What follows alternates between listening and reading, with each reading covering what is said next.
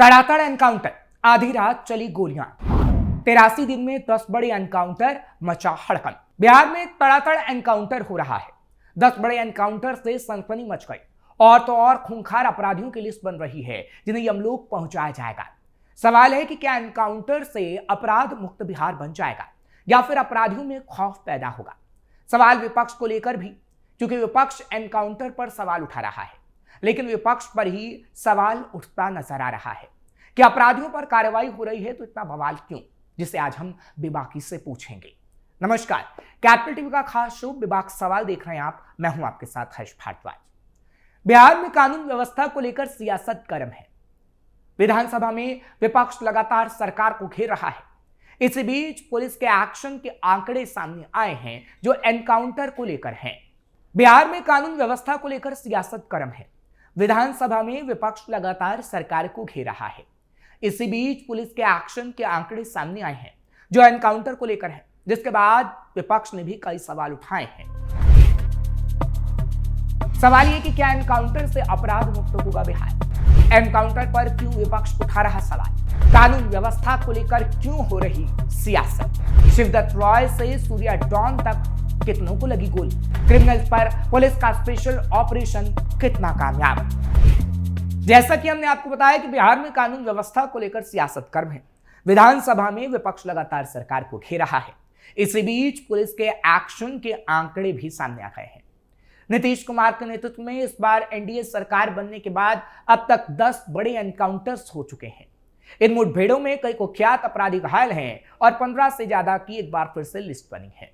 सरकार का दावा है कि अपराधियों के खिलाफ विशेष अभियान चल रहा है। पुलिस का संदेश साफ है, अपराध होगा तो उस पर एक्शन भी होगा। नवंबर से शुरू हुई थी कार्रवाई। 21 नवंबर 2025 को बेगूसराय के शालीग्राम गांव में इनामी अपराधी शिवदत्त रॉय को पुलिस ने मुठभेड़ में गोली मार दी थी। पहला एनकाउंटर था। 2 दिसंबर 2025 को छपरा के मांझी में शराब माफिया अजय राय का एनकाउंटर कर उसे पकड़ा गया।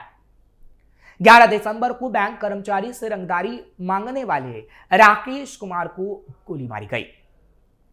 18 दिसंबर 2025 को छपरा में डॉक्टर सजल कुमार के अपहरण की कोशिश के आरोपी सोनू राय और रंजन राय को पुलिस ने पैर में गोली मारी।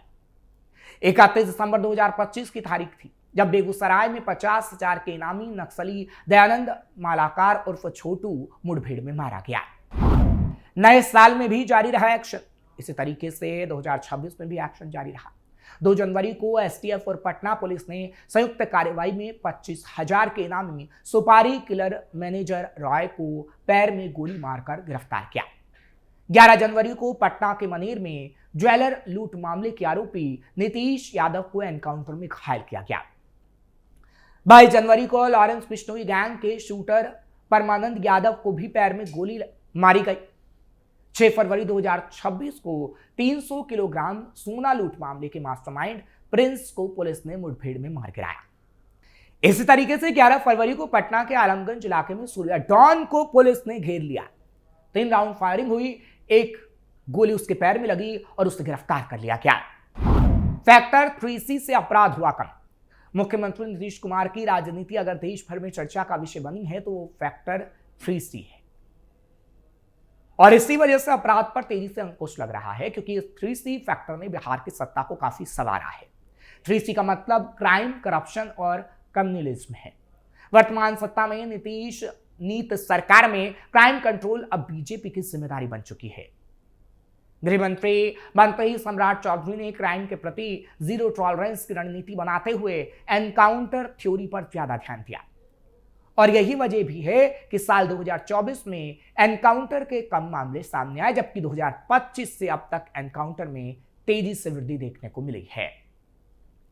बिहार पुलिस ने 2025 में विशेष रूप से एसटीएफ के जरिए एनकाउंटर की संख्या बढ़ाई है।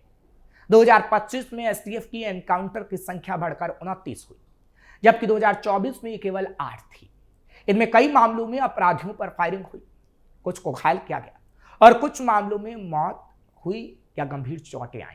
जैसे रोहिणी में 4 बिहार के गैंगस्टर ढेर कर दिए गए। ये मुठभेड़ संयुक्त रूप से बिहार और दिल्ली पुलिस की संयुक्त कार्रवाई से हुई थी। 2026 का पूरा साल अभी पूरा नहीं हुआ है। इसलिए एनकाउंटर की संख्या पूरी तरह प्रकाशित नहीं है। लेकिन मीडिया रिपोर्ट के मुताबिक पटना समेत पूरे बिहार में जनवरी 2026 के पहले महीने में लगभग 15 एनकाउंटर हुए और 10 बड़े एनकाउंटर हुए हैं। पुलिस ने भी हालांकि अब इसकी जानकारी दे दी है, यानी 2026 के शुरुआती महीनों में पुलिस ने 15 से ज्यादा एनकाउंटर किए हैं, जो साल भर में और बढ़ सकते हैं, जिसमें 10 बड़े अपराधियों के एनकाउंटर शामिल हैं। विपक्ष क्यों उठा रहा है एनकाउंटर पर सवाल? बिहार में बढ़ते अपराधों को लेकर विधानसभा में विपक्ष के विधायक लगातार हंगामा कर रहे हैं और सरकार से जवाब मांग रहे हैं। एनकाउंटरों के मामले को लेकर राष्ट्रीय जनता दल ने आरोप लगाया है कि पुलिस एक जाति विशेष को निशाना बना रही है, जबकि अपराधी हर जाति में है। सरकार उनको साथ में बैठाती है और मर्डर लूट करवाती है। बिहार विधानसभा का बजट सत्र चल रहा है। विपक्ष के विधायकों की तरफ से सदन के अंदर और बाहर अपराध से जुड़े मुद्दे को उठाया जा रहा है। दरअसल सदन के अंदर महिलाओं के साथ अपराध और बढ़ते क्राइम का जमकर विरोध हो रहा है। इसके साथ ही सदन के बाहर विपक्ष के विधायकों ने एनकाउंटर को लेकर अपनी भड़ास निकाली। जो हमने आपको बताया कि पटना में कुख्यात अपराधी सूर्या डॉन का एनकाउंटर हुआ, तो राजद विधायक भाई वीरेंद्र ने कहा, मोकामा, बाढ़ और नालंदा से अपराध डील हो रहा है, अपराधियों को संरक्षण दिया जा रहा है, राइफल बंदूक वाला सिपाही उनको देखकर रखा गया है, सरकार अपराधियों को संरक्षित कर रही है।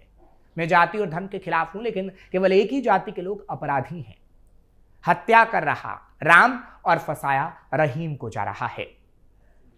इसके साथ ही सीपीएम विधायक अजय कुमार ने कहा, बिहार के अंदर जाति की जड़ बहुत मजबूत है। जाति के आधार पर बिहार के अंदर संरक्षण दिए जाते हैं। ऐसा नहीं है कि सिर्फ यादव के अंदर अपराध है या मुस्लिम के अंदर अपराध है, कि जात में अपराध नहीं है, बड़े बड़े अपराधी हैं। मेरा कहना है अपराधियों के बीच भेदभाव नहीं करना चाहिए, इससे गलत संदेश जाता है। बुधवार की सुबह पटना में कुख्यात अपराधी राजीव कुमार उर्फ सूर्या डॉन का पुलिस ने एनकाउंटर कर दिया था। मामला गायघाट इलाके का है। अपराधी को पैर में गोली लगी थी, जिसके बाद उसे इलाज के लिए एनएमसीएच में एडमिट कराया गया था। जानकारी के मुताबिक सूर्या डॉन पर डकैती, लूट, चोरी, अवैध हथियार रखने समेत कई आपराधिक मामले दर्ज हैं। ऐसे में इस मामले को लेकर विपक्ष के विधायकों ने सरकार को घेरा है। रंगदारी वसूलने पहुंचा था सूर्या डॉन। दरअसल पटना के एसपी परिचय कुमार के मुताबिक पुलिस को खबर मिली थी कि 20 से ज्यादा अपराधी मामले में वांटेड राजीव कुमार, जिसे सूर्या डॉन भी कहा जाता है, गायघाट में छुपा हुआ है। ये भी सूचना मिली थी कि वो वहां नाविकों और अन्य लोगों से रंगदारी वसूलने के लिए आया है। उसके खिलाफ शस्त्र अधिनियम, लूट, डकैती और रंगदारी, चोरी के सामान की खरीद फरोख्त, धोखाधड़ी और शराब तस्करी से जुड़े कई केस दर्ज हैं। बिहार सरकार की मजबूरी ये है कि राज्य में आपराधिक घटनाएं अचानक से बढ़ने लगी। साल 2025 में 2556 हत्या हुई, 2025 में दुष्कर्म और 174 डकैती की घटनाएं हुई। नए गृह मंत्री सम्राट चौधरी के लिए नीतीश कुमार के सुशासन की छवि को बनाए रखना एक बड़ी चुनौती है। इसी क्रम में पुलिस को एनकाउंटर तक का निर्देश प्राप्त हुआ।